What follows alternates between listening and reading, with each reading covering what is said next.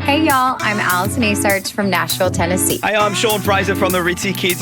This is Johnny from Rail Motor. Hey, it's Shane from Blind Season. Hey, it's Rob Stanier, and you can check out my music on all the streaming platforms. Check out my latest music on all the streaming sites. Check out my debut album on all streaming platforms. Check out our new debut album. Check us out on Spotify and Apple Music. And you're listening to our friends, Braggy and Curly. My favorite fans from Australia. You're listening to our friends, Braggy, Rossi, and Curly on the Unfiltered and Undiscovered podcast. Hey there, everyone. It's Curly here, and welcome to episode 249 of the Unfiltered and Undiscovered podcast, where Curly, Braggy, and Rossi, three mates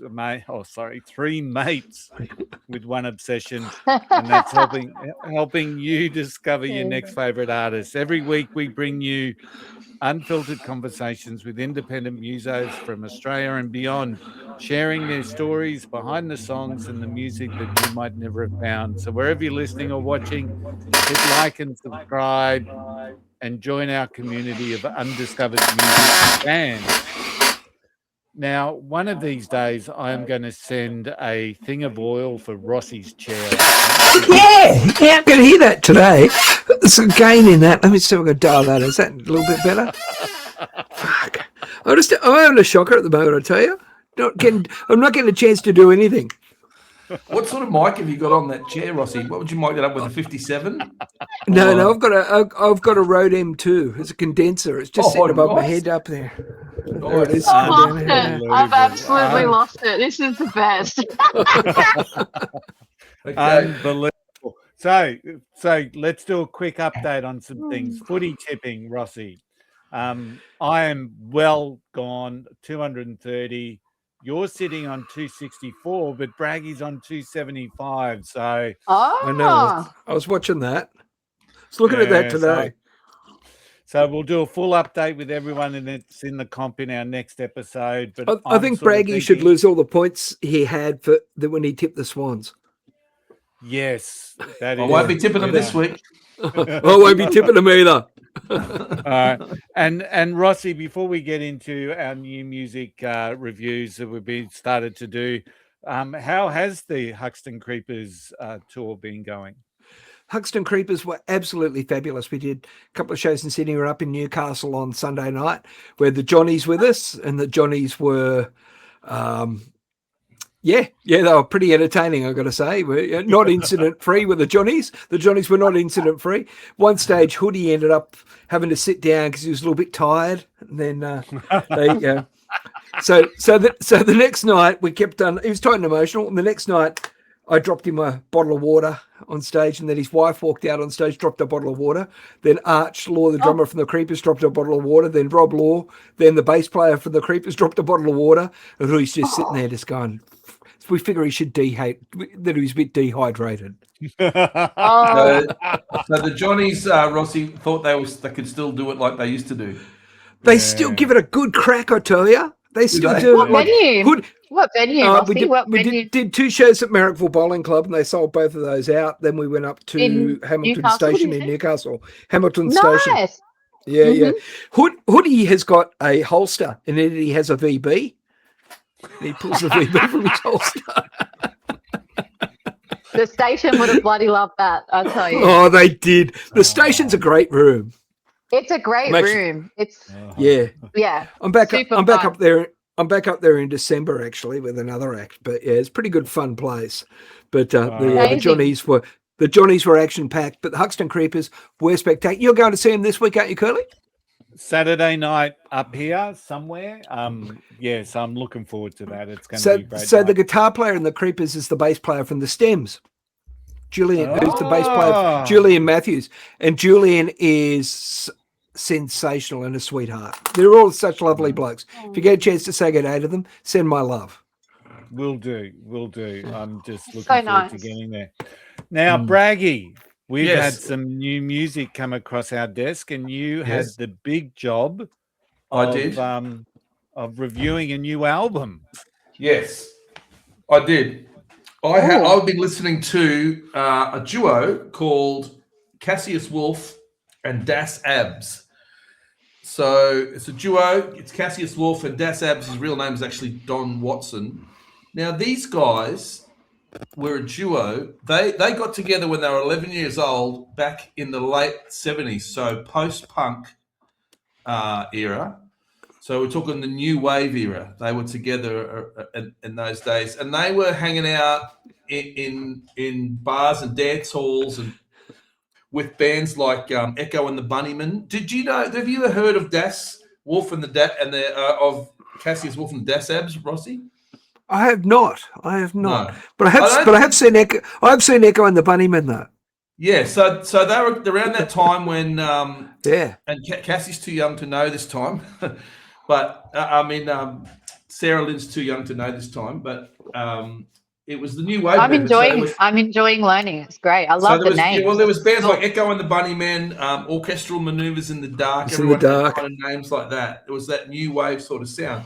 So these guys are around then, and now they're back together. And what they've done is they've dug into the archives, found all their old cassette decks with demos and stuff on it, material on it, and that they've brought that into 2026. So they've restored it, and because they're both tech guys as well, they got a home studio, and they brought out an album called An Afternoon in Bedlam, and it's a concept album.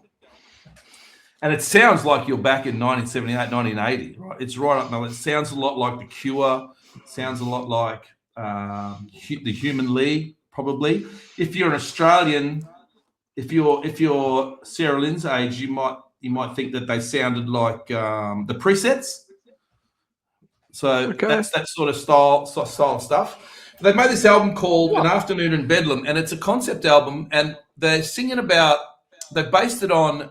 In the Victorian times, there was a hospital in England called the Bethlehem Hospital, and it had a psych ward.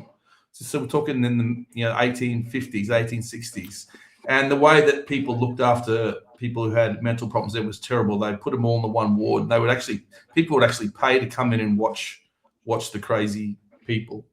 Oh my God! Yeah, terrible. Sounds like touring. Yeah. So their songs are kind of about how that relates to the world today, and how a lot of times online we'll single people out because they're different, and so that's what they've kind of. I love this. Kind of done. Where can I listen to this? You can listen to this on Spotify. There'll be a link in our show. I'm sure Curly will put it there. But they sound like each song's really different, Rossi and Curly. Some of them sound like The Cure, but there's also a couple of songs on there. There's a couple of reggae ones, but it's like the Clash reggae, when the Clash did a couple of their reggae sort of stuff. As we know, punk and reggae were very much closely linked. That's right. Yeah. Is that called ska music? Is that what they call it? Kind of a bit like ska, yeah. Ska's an offshoot of those two things, yeah. Yeah, but there's even a touch of some of them. Some of the tracks sound like U2. There's a song called Another Girl. It's got a bit of a U2 feel to it. The Sound of Guns is the one that sounds like the Clash. And so it's just amazing that they've taken this old analog stuff and then restored it and put other stuff with it. Have they enhanced it, added stuff to it? Yeah. Yeah, they've added. It's a really good album. I love it. And they're also part of this. I've never heard of this before, but I love it because of my age. It's called the P-Core movement. P, the letter core, and it celebrates artists who continue to pursue creative ambitions, but later in life, right? Oh, that's me. Yeah, so they're saying that artistic expression doesn't belong to the young alone; it belongs to everybody. Man, I bloody love that. I really love this album. I got to listen to it more. I haven't had a chance to listen to it a lot, but it really sounds. Yeah, it sounds like, if you're Australian too. People who are listening that don't know that early English stuff, it's kind of a bit like My Sex as well. You remember that? I love My Sex. Yeah, so really modern synthesizers, but guitar driven as well. There you go, That's Curly. cool. It's a good album. Listen to it. It's called An Afternoon in Bedlam. That's where the name Bedlam comes from, by the way. It's Bedlam from that terrible hospital. Yeah, which is the expression Bedlam. Cassius Wolf, and Das Abs. Sounds great. Do yourself a favor. We need to get you a cowboy hat. Get you a cowboy hat. That is awesome. And one of the things I've got to say, Braggy, you were really quick to choose that one. So obviously thank the bit of info that we did have really grabbed your attention. So Well, I just played the first song and I went, oh, it sounds like I'm back in 1980. So I thought, this is me. All right, mine is not going to be as complex, but I'm going to share. I've been listening to a song by Jackson James called Rich Guys, and it feels like the soundtrack to one of those nights, Braggy, where we're sitting around the backyard, couple of mates, something cold's in the fridge, there's some music playing, and there's absolutely no reason to be anywhere else. The delicate guitar blends in seamlessly with a really roughened vocal, but it's got a real sing-along chorus line, and it just creates that vision of just mates and a guitar. But the theme of the song is about Jackson asking, what are the rich guys doing tonight? And then makes a pretty convincing case that they might actually be missing out. So on one side, you've got this concept of rich guys and valet parking and champagne flutes and skyline views and all the money and luxury that you want. And on the other hand, you've got a couple of guys in a backyard sitting on lawn chairs, good friends, the moon, no dress code, and most particularly no last call. So that's so that to me makes the song really interesting, because it's really about having a cheap night instead of an expensive night. Now, there's a really great line in it. It's the line is, we spend our time, not cash, on things that we can't get back. And that's the real heart of the song. That's the real message of the song, because money can buy plenty of things, but it can't buy back time. It can't buy back friendships, and it can't buy those nights that you remember for years. And there's a really great story around Jackson James. He's an Australian-born artist, I think Central Coast. He's moved to Nashville. He's immersed himself in songwriting, and he now writes about a song about those backyard nights back in Australia. I think it's amazing. Rossi, this is becoming a little bit of a theme. It's another co-write with Mel Dyer and Angus Gill. So honestly, it's a song that makes backyard heaven sound pretty good to me. So highly recommended. Jackson James, Rich Guy. It's just a cute, cool little tune. All righty. So let's introduce our guest. You've already heard her. She's been welcome back to Unfiltered and Undiscovered. We're Australia's home of independent music discovery. Back in 2024, 224, episode 224, we introduced you to Saralyn, and it was one of our really fun interviews. Now, she just released Cowgirl Blues. Yep. And she's been pretty busy since then. I think she's done a Lainey Wilson tribute show. She's released 2 more singles. So welcome back, Saralyn. How are you? G'day, gang. It's so good to be back. I love it. I'm just getting comfortable now in another room. I'm hungry. Because, you hungry, guys? I'm hungry for some reason. I don't know. For those, I don't think I've eaten. I don't think I've eaten a Subway footlong that fast in my whole life. Okay, it was absolute. It was a meatball. It was delicious, guys. I was going to say, amazing. first question is, what's your go-to Subway? Look, usually it's like meatball with everything, but I was like, I don't want to get that all over my face. I was like, just meatball and cheese, and it got hand delivered by my beautiful husband, so I can't. It doesn't really get much better than that on a Wednesday night. What a guy! He's always looking after me. He knows I've been very immersed in the artist space today. I've spent probably 14 hours on the computer doing so many different things for the artist space in between mum life. So well, tell us what you've been doing exactly. Tell us what you've been doing exactly then, Saralyn. What have you? What's been happening since episode 224? I feel like life and career has definitely gone up a notch. That's for sure. You know, after The Voice, and I really wanted to hone in on creating an EP, and you know, I started the EP with nothing, and I've just worked my butt off to get it to happen. alongside my husband and my family. So the last 4 years have been a big labor of love, and it's finally happening, and it's coming out on the 28th of August, and it's right here. I've got it right here. Here it is. That's This is great. my first time ever doing a CD as well. My sister actually took this cover shot. She did a beautiful job, and yeah, there's a tour. There's a tour that's going to be happening along with that, an acoustic tour. I'll be touring regional New South Wales and 2 parts of Queensland. You know, I'm independent, so I'm managing and doing all of this myself. And today really was just looking at social media, pre-planning posts, creating content. You know, I immerse myself in that over a day so that I can spread that out over the next sort of 2 months. But getting back to emails, quotes, and all these different things that take time. Oh, it can be hard because, you know, you've got sometimes big festivals reaching out to you, and you 100% want to say yes to the opportunity, but it's really tough times right now, isn't it, when you're independent, and you have to be able to cover so many things, you know, now. Given the fees that we're getting offered currently, it's really, really tricky. So I've been doing a lot of back and forth today with this whole process, learning a lot about that, but I'm confident in that space now. You know, I sort of get how that works, and we'll see if I get the spot, fingers crossed. But look, again, school pickup, school drop off, doing the artist thing, writing songs, getting ready for the EP, getting ready for a tour, doing Trailblazer, the Lainey Wilson show on Saturday at Albion Park down south, down in Sydney. Wollongong, yeah. You know, selling tickets to that. That's been in full swing. I have an epic band. These boys are world class. Like, the show sounds so good.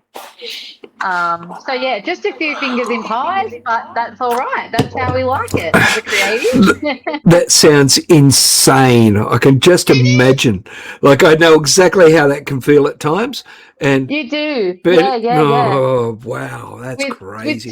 With touring and planning, I've learned a lot in the touring space, actually, Rossi. And I took on another project with Music New South Wales, which is so wonderful. They're as a promoter, so I've planned a tour for 3 other original independent singer-songwriters. And, you know, I had a Zoom call with all those guys today to make sure they're onto their marketing, make sure they're onto, you know, learning their sets. So just all these different moving parts of putting together a small tour. But look, I'm feeling grateful for all these new skills that I'm learning as an independent artist and as supporting others in the industry. It's been awesome, I guess. I'm like, maybe all these skills will get, who knows. Just the logistics alone is a skill that a lot of people never get, right? And those Music New South Wales sort of workshops where they develop those sort of skills and put you with other people, it's really, I went to one not recently about exports. The export one. And it was with APRA, and it's just incredible. Oh, great. Cost you $75,000 to get you to America, though. Yeah, that's insane. Oh my goodness. Crazy. Yeah, look, I feel really really grateful that I've met some awesome people, and thank you, sweetheart. Shut the door, honey. And I had a show last weekend which was really, really fun. I did a really big show. But again, just always preparing for what's next. So this weekend I've been preparing for the Lainey show. And then after that I'll be planning for my EP release, and then after that I'll be planning for the tour. Just preparing myself. Everything's in place, but just preparing myself mentally and physically, and playing through my songs, and just finding the time and space. Yeah. Trying not to be too far ahead, but in the moment, you know. So have you bookmarked like one major launch show for yourself? Yeah, I've made that my Tamworth show, actually. So that'll be in January. And fantastic. I'm very excited for that, because the Press Basement Bar holds a bit of nostalgia for me. You know, when I first did Tamworth, I sang in that venue with Casey Chambers, and that was just the best thing ever. And I just thought to myself, this is where I want to do a show. And last year I put on a ticketed show, and I was told that I will not sell tickets in Tamworth, and I nearly sold out the Press. So that was like epic. So that was Yeah. insane. People were like, you are not going to sell tickets. It's Tamworth, rada, rada, rada. I said, you know what? I believe in my followers. I believe in my fans. And I had people traveling hours. Someone even caught a train for 4 hours to come to my show. So, Wow. you know, That that is awesome. that gives me goosebumps. And she was sick and she had to sit next to someone that she didn't want to sit next to. So I was like, you win. You win the best fan ever award. Oh. So she was epic. So and the press reached out to me and said, we have to have Saralyn back. She's a VIP. We've got to have her back, give her first preference and dream come true. So I'm ending the tour there.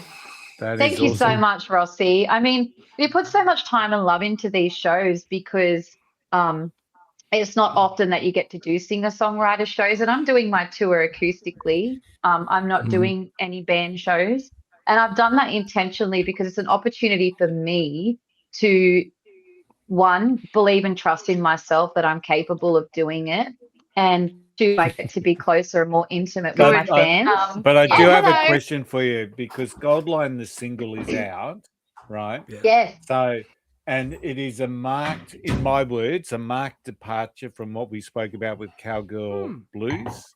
Yeah. So, and there's a bit of a storyline here in this GOLDLINE song, isn't there? So, do you want to share a little bit about what GOLDLINE, the single, is about? Yeah, I'll touch base on that for sure.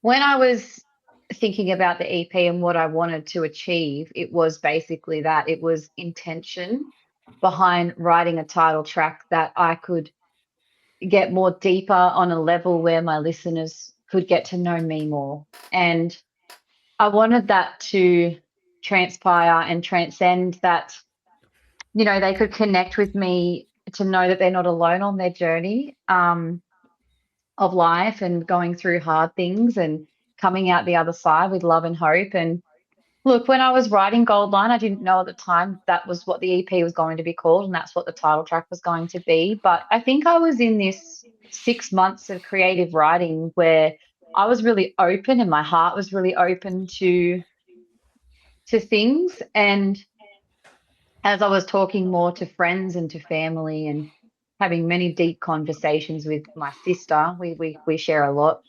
You know, I'm one of 10 kids, and so when I was really young, I actually lost a sister. I didn't get to meet her, and it's moments like that that shape you in your life. Like I had to grow up really quickly, and you know, it was never really talked about in the sense where I got to heal, and I think that's what GOLDLINE is. It allowed me to have this moment with myself and be thankful for that grieving process so that I could work through that throughout this song. I didn't know that that's what this is going to be about, honestly.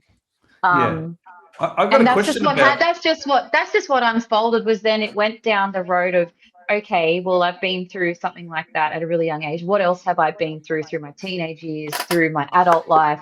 And every lyric and every line is specific to something difficult that I've been through in my life. But if you in the second verse, it says, I found love.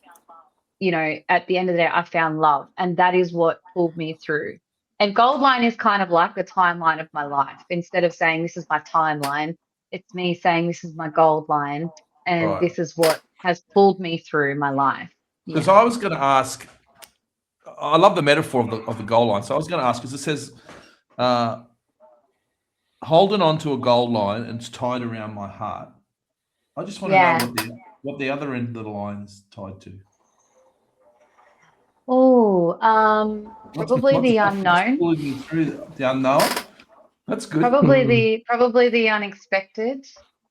But just trusting in that I'm on the right path, trusting in that those hardships I've gotten through, and you know that may happen again, but I know that there is something on the other side. And I sort of thought I loved the line. I loved Heartline too, but GOLDLINE felt warm to me, and it felt fuzzy, and it felt kind of like the cover is kind of like a diamond in the rough. Like that's what it is sort of Yeah. symbolizing. Like I've been through so much, and at the other side, I have found gold. I have found love. Yeah. Call it fate, call it stubborn pride. There's a reason that I'm alive. It's my gold line. That is the most powerful lyric I think I've ever written. And it comes across sometimes with a bit of anger in a way. It's like, I'm here, I've given it my all. Like, what else is there? Then that's part of that. I cannot wait to sing this song on stage. I'm going to go absolutely wild. Like, the drums are so cool. It has like this, and there's just so many layers to the whole song. And honestly, it hasn't even, because I haven't had a chance to sing it live yet, I haven't had that experience of where it's going to take me and where it's going to take other people and how they're going to feel. But I know the couple of times I have performed it, people have come up to me and said that song was amazing. Like it really stood out to them compared to everything else. And for me, it is one of those rights. I will never write GOLDLINE again. Like it was just a very present space, me sifting through life and through times, because I had to go back to that place to share these kinds of vulnerabilities. I didn't want to do this and do it comfortably. As a songwriter, I had to dig deep and I was ready to share this story. I was finally ready to be vulnerable, even though it felt very uncertain and unsure how it was going to be received. But that is what that is my job. That is what I had to do and what I have to do to know that what I'm doing is worth something. And so I have to share those parts of who I am. I have to be able to do that. And I've learned how to do that now. And GOLDLINE is probably one of those songs that definitely are giving me the courage to do that. How many songs? I came rushing into this world. Lost a sister to the sky and learned how to cry too soon. My brother held me beneath the silver paper moon. Started over where the spaces felt dark, hiding all the broken parts. 'Cause I've been holding on to a gold line tied around my heart, pulling me through when the world was black and blue. Yeah, the wind she blew. Call it fate or stubborn pride. There's a reason that I'm alive. It's my gold line. How many songs on the EP? Look, there's 5. I wish I could have made 6. Then it'd be a But, mini you know- album. That'd be a mini There'll album. be a mini album. There'll be a mini album. That's the rules. I know, but look, the budget just didn't quite get me there, unfortunately. This EP actually nearly didn't happen because I had to. It's amazing. It was meant to be, but I did apply for a touring grant. It kind of got to the point where it's like, this is my EP. I'm an all in or nothing kind of gal. If I can't tour, I don't want to do it yet. It's not the right time.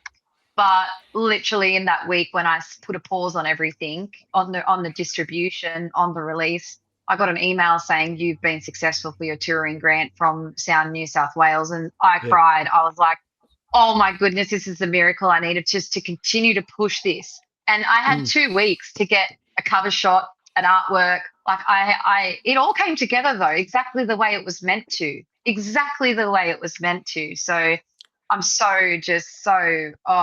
humbled by the grant because it allowed me to give this EP everything that it deserves and more. So Go all in.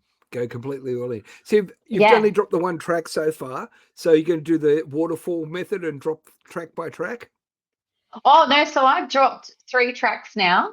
Was it? I thought it was, No, so we got Yeah, 'cause- Cowgirl Blues, Right. Free as a Bird, and they're on GOLDLINE. that. Yeah. Yeah. Okay.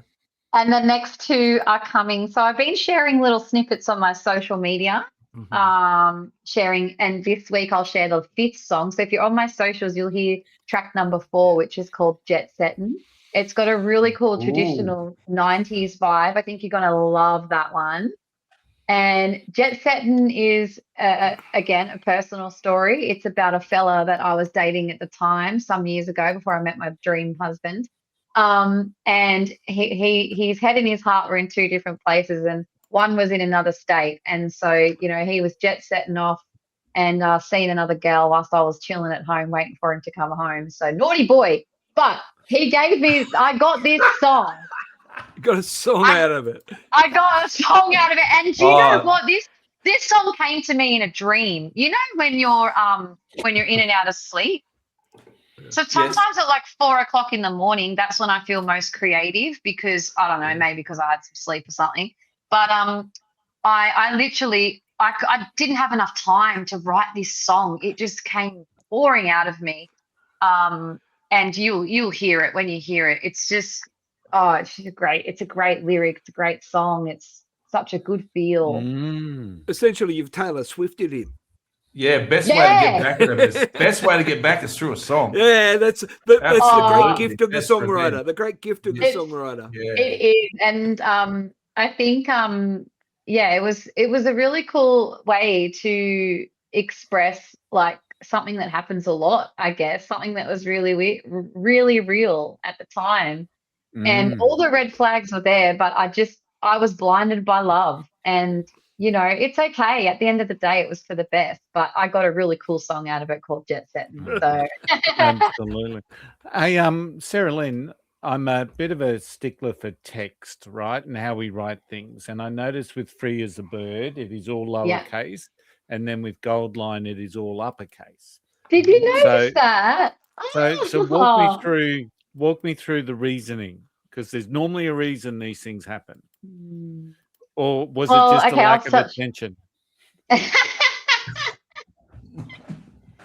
Free as a Bird, I kept it all lowercase because I just don't want to look and feel like everybody else. I want to do my own thing. It just comes down to being authentic and original and what I see and what I feel in that moment. And when I was typing it into distribution, it was like Free as a Bird with cap. I'm like, I don't like that. Like, it just doesn't look right to me. And when I took the caps away, I was like, yeah, that looks good. There really is no mastermind behind it, but it was just purely that I'm trying to find my own creative space in those moments, because every little thing, even down to that curly. So, wow, I can't believe you noticed that, is me. And I can take full credit for that. And the just value behind that for me means so much. And GOLDLINE is in capitals because obviously it is the heart of the EP, and I wanted that to really stand out. And it's kind of like the middle of a break, like a breakthrough sort of moment in the EP, I think, as well. And so I just wanted that to have its moment, because GOLDLINE, I gave GOLDLINE a single release because I felt it deserved that. And I could have picked 4 other songs to be a title track on this EP, to have its moment, to have, you know, radio play, to get on a Spotify playlist. That probably would have been the smart thing to do, considering I'm releasing an EP. You know, but GOLDLINE didn't get playlisted. Actually, none of these songs have been playlisted at all, which is just wild, right? But that's okay. It's not why I'm doing it. But again, this is just, there's so much heart-centered meaning behind that. I wanted to have these conversations with great folks like you and bring myself forward in this way when talking about GOLDLINE. I really wanted you guys to hear it, you know. But I think, like, irrespective of like not getting playlisted, all that sort of stuff. But if you look at the numbers that, like, on Spotify and things like that, they're fairly even numbers across the catalogue. Which is thank you. It's amazing.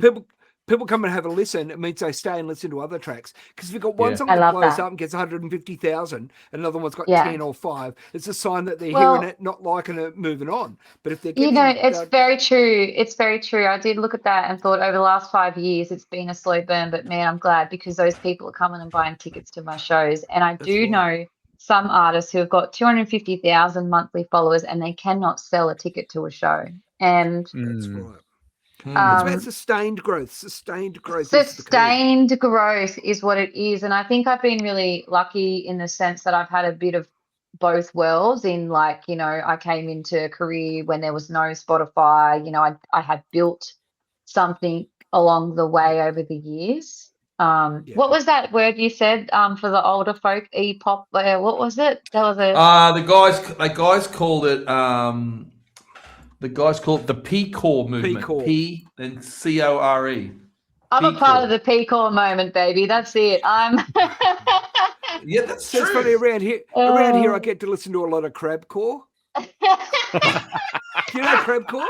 Do you know crabcore music? No, bands like no. But yeah, I hope I'm not. Yeah, I hope I'm not boring you too much with my crabcore bloody is all these conversations. But emo power pop sort of bands. You know, that's cool. Get down like I that's love that. crabcore. I don't remember bands like that. Crabcore. There's a lot of it, man. You got no idea. Oh yeah, these subgenres everywhere you go. It's true, all different. But yeah, I think I've let go of that now. Like, you can get really hung up on that. But again, it just goes to show that, yeah, like releasing a song like GOLDLINE before an EP drop, well, that is because that is just what felt right to me. And I hope that then what feels right to me in that moment, other people can feel it as well. I just find it amazing that you've got time to create and write with all that other stuff that you do. It's just honestly, it's wild. If a song comes, you know, I've got it. Yeah. This is my best friend. Last night I wrote it. My husband took the girls for a drive and I wrote a song last night. It's not perfect, but I'm so happy because it wanted to come out. I had this idea of life isn't always rainbows and butterflies, right? We hear that saying all the time. And I've been playing on that over the last 2 weeks. And then I found myself saying it heaps to people, like, oh, life isn't always rainbows and butterflies, you know? Like, why am I saying this all the time? And I'm like, oh, there's probably a song in this, and this is what happens when you're in this phase. So I ended up writing a song called Heartbreak, Cowboys and White Lies. And I was like, that came from life isn't always rainbows and butterflies. So there you go. There's a little insight. It's just when it comes to me, babe. I don't force it because I find if I force it, it's not intentional. I might not write a song for 3 weeks, but I am in a creative writing space over that time.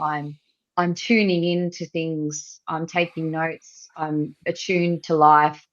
I'm in that moment, and yeah, that's when the song comes. And What's it let's called? just say Heartbreaks? I'm writing for an album right now, boys. I'm channeling that already. You got to do that.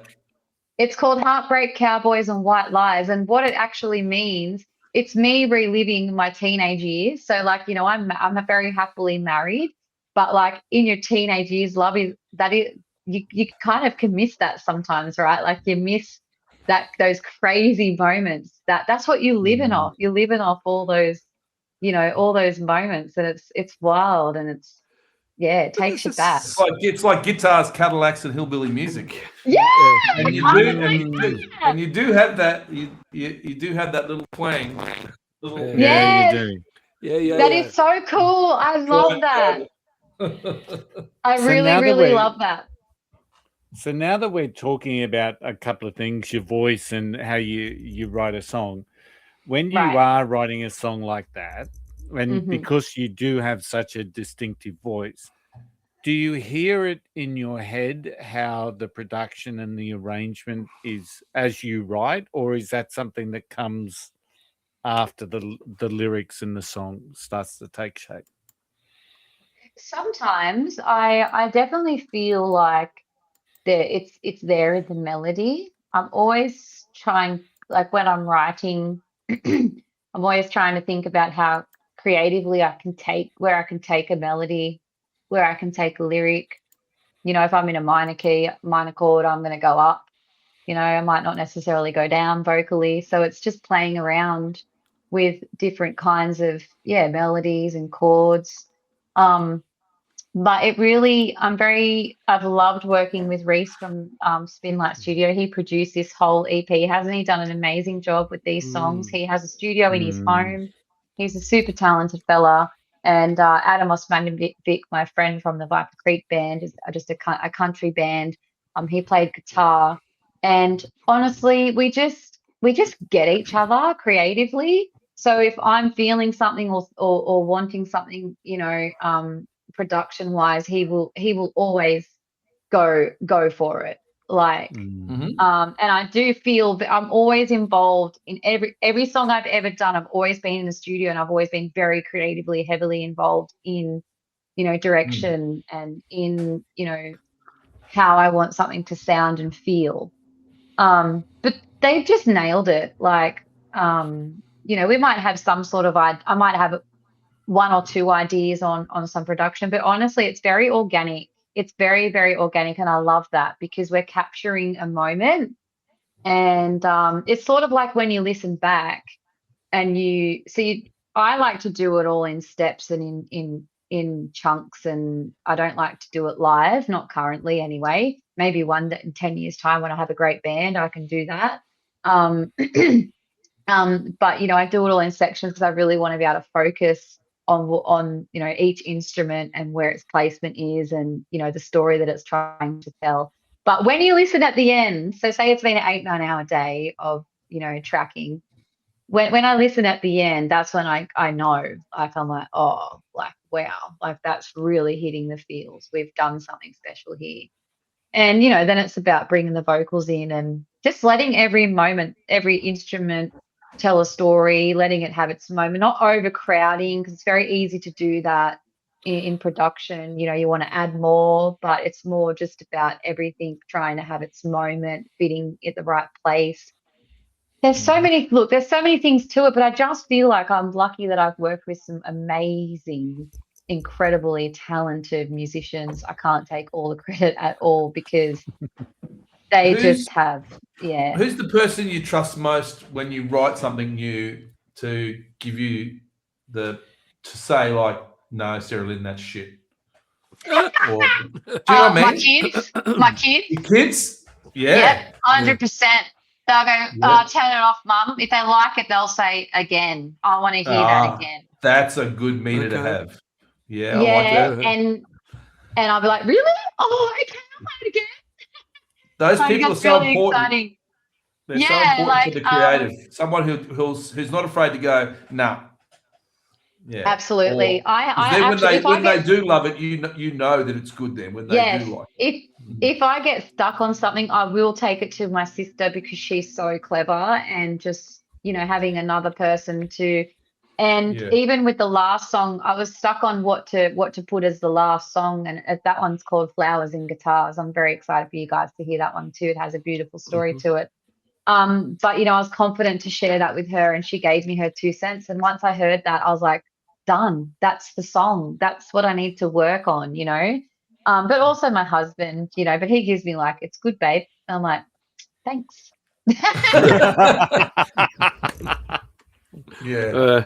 But yeah, I'm pretty private in that sense. Like I've just started sort of reaching out and wanting to co-write, but it's just a time thing for me. Like it comes down to a time thing, and I like to be in the room with people. Over Zoom and stuff can be pretty tricky, but I'm working with those sorts of things now. But I would love to now that I feel confident in myself as a songwriter, and understanding the process and understanding what a song is, because a song, once I release it, it's theirs, it's yours. It's not my song anymore. It's like I'm giving it over. And so now that I understand all that process, I've grown so much in the space. Now I'm ready to co-write, do all those sorts of things. But again, I just feel so immersed in my own space, and I really enjoy that I get to do it for myself too. That's great. Absolutely. Yeah, that's right. One final question, I guess, Saralyn. Okay. Yes. Shoot. And you've talked about this album or the mini EP. Oh, sorry, it's the EP. It's a maxi EP. Yeah. Sidetrack because we couldn't get to 6. Sorry, guys, we just couldn't pay for it. So an love, FP. freedom, purpose. There's all those Yes. themes that you've talked about. Yeah. So does the EP feel like you're closing a chapter, or does it feel like you're opening a chapter? Probably a bit of both, because I've never released a project or a body of work. So I've been sitting on this for so long that I have no idea what's going to happen when it actually comes out and people can listen to a whole 5 songs at once. It's pretty cool. So I don't know, but yeah, I'm definitely closing a chapter. I feel like as a songwriter, as personally, and just in so many ways, definitely closing chapter, but also opening up so many things and tuning into that. Just tuning into it all. When you're just on this constant like what do you call that, hamster wheel of the next thing all the time. When you're an artist, you're constantly like, oh, I'm going to do this thing, and oh, I've got that, and wow, I just got this festival, or oh, like I'm really trying to immerse myself in this. I don't like, even next year, I don't even know if I will release a song. I'm just sort of wanting to ride on this roller coaster and wanting to perform more and wanting to be able to immerse myself in actually doing the thing and getting out there and seeing as many people as I can. And I think this EP is going to do that for me. And then, I can reassess and see what I want to do after, continue to write and just not rush. Just try and not rush it, because you want to, you feel you want to rush, or just that things move really fast once you get to this point. Because once the music's out there, it's out there. I'm not holding on to this secret anymore. So, Yeah. I got a feeling you're sort of rolling onto the launching pad, and you just better hang on. Yeah. Thank you, Roxy. Yeah, that's my gut feeling. But sometimes it's good to get off that hamster wheel. Yeah, I do feel it's been a big couple of years for me. I haven't really, we're taking some time off over Christmas, which will be wonderful. We're heading up to beautiful Byron Bay for 4 weeks to camp. And, I will have very minimal phone time. I will be with the kids, all those things, just a chance to recharge the batteries before Tamworth. But yeah, look, I'm ready. I'm ready for what's next, and I'm very excited. And I'm glad that I have options and choice. I have choice in this career. And look, I don't even know if many people get to say that, but at the end of the day, my family come first, and that's what everything else just, is a bonus and has to fall around that. And I'm just grateful, that I get to do this, really. So take it all with a grain of salt. I keep remembering someone saying to me recently that when you start seeing smoke, throw petrol at it. Oh. There's another. Well, I tell you what, boys, I love that. Sorry to cut you off, but there was a point where I was like, I don't know if I have the energy to continue. And my friend said, this is when you push. He was this is when you push. I did have that moment where I paused everything. I needed to recharge my brain to go, why am I doing this? What is the purpose? Am I doing this because I want to get likes and streams and follows and all this other shit that you get boggled in? All the metrics you get obsessed by. All the metrics, right, that all the things that you're expected to do as an artist. And I took a week off from all of that, and I had to come back and go, okay, what is this about for me? What does this mean? What is the purpose? And when I got that touring grant, I was like, okay, the world wants to hear me do these songs. Like they want it. This is what I've got to focus on. And that's it. And that is just what it comes down to, is just being able to do that. So I don't think you have any problem with energy, Saralyn. No, if this was a play, you should have seen me before the call. Those meatball stuff got me going. It's good. I just think if this was a play, this is the start of the third act.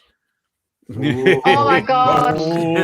It's very philosophical tonight, Rossi. He is. In your squeaky chair. Look, Rossi, I think too, remember I said earlier, it's about as an emerging artist, even though I'm emerging, I've been in this space what feels like my whole life. Like I was very blessed to come into music at a very young age, at the age of 5. And I've had a very colourful upbringing in the sense that music was our bread bringer. You know, I watched my dad do it for many, many years, and he brought me along on the road and all that sort of stuff.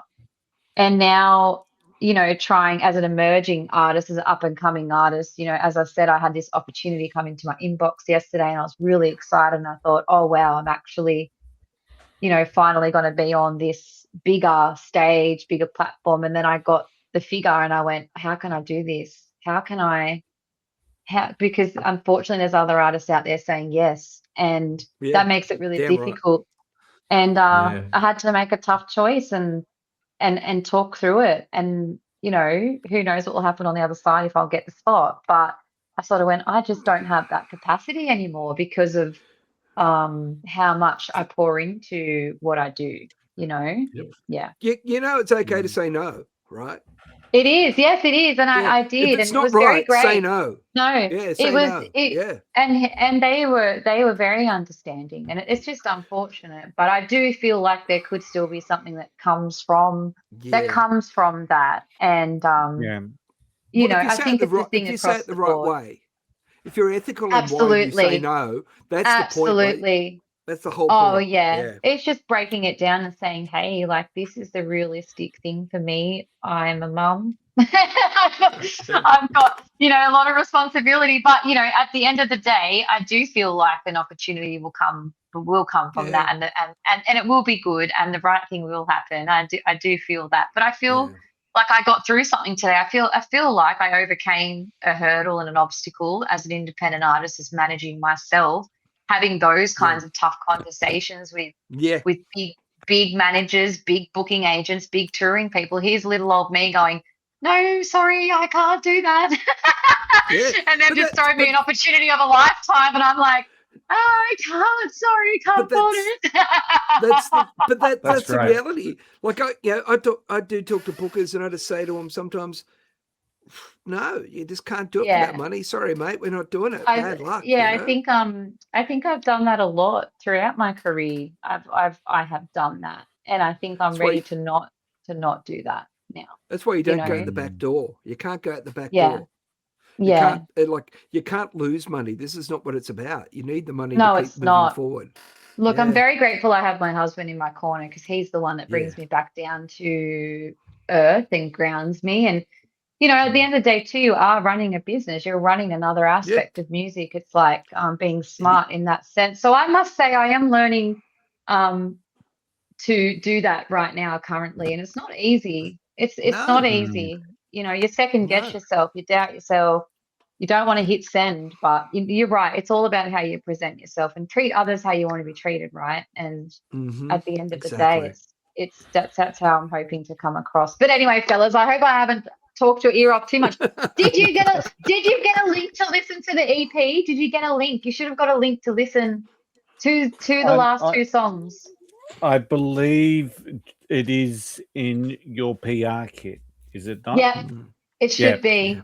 There should be a special link there for you to have a pre-listen to the EP. But yeah, the way I finished it was a Flowers and Guitars song. So I think you'll like that. Yeah, we will certainly check it out. Saralyn, as always, it's been awesome having you on the show. Just so you're aware, in the coming months, because you've now been here a second time, you now join our Hall of Fame. And you are now in the Hall of Fame for Unfiltered and Undiscovered. And if you want to be on the top tier of the Hall of Fame, they have you on next week? No, when you go to Tamworth and you go on the red carpet, and you're being interviewed you're being interviewed by either Andrew Swift or Mel Dyer or whoever they've got. I think they've had Caitlin on there as well. The final thing that you've got to say is, I just want to do a big shout out to the boys. That's all you have to say. You don't have to mention us by name, just the boys. Are you serious? Yeah, that's all you have to do. There's only two people that have ever done it. Is that right, Curly? That's true, correct. I just and they're our favourites. Big shout out to the boys. Brittany Elise and Katie Brooke. Brittany Elise, who's now in Nashville, and Katie Brooke. our wonderful friend Oh, from Northern I New South enjoyed. Wales. Yes, I enjoy both of those ladies. Yeah. Want to do a big shout out to the boys. I love That's it. it. I love it. Alrighty. So, Oh, dear. so we'll make sure we've got your links in the show notes. We'll make sure that your latest songs have been added to our playlists. Unfiltered Thank and you. Undiscovered, Every Damn Song, and Fresh Female Artists Breaking Through.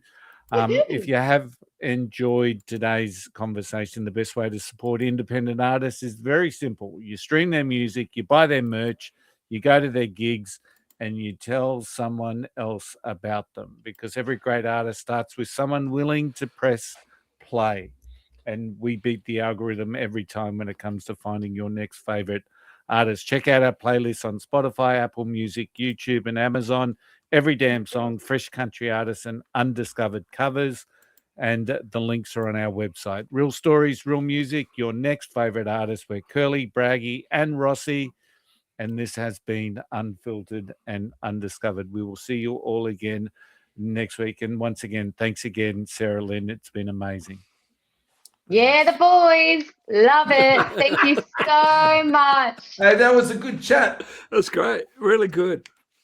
Well, that's a wrap for this episode of the Unfiltered and Undiscovered podcast. If you've liked what you've heard, please do us a favor. Hit follow, leave a rating, and share it with a mate who needs some new music and a little bit of laughter in their lives. We're all about discovering the songs that actually mean something. So if you're into raw talent, great stories, and music that hits you right in the guts, you're in the right place, and we'd love to see you back again next week. Don't forget our Spotify playlists. Every damn song, every track we've ever talked about, rising female country artists, and undiscovered covers. And just now, they're not just available on Spotify. You'll also find them on YouTube Music and Apple Music as well. Now, we will be back next week with more music, more stories, and probably some more arguments. But that's what keeps us unfiltered. We'll see you next week.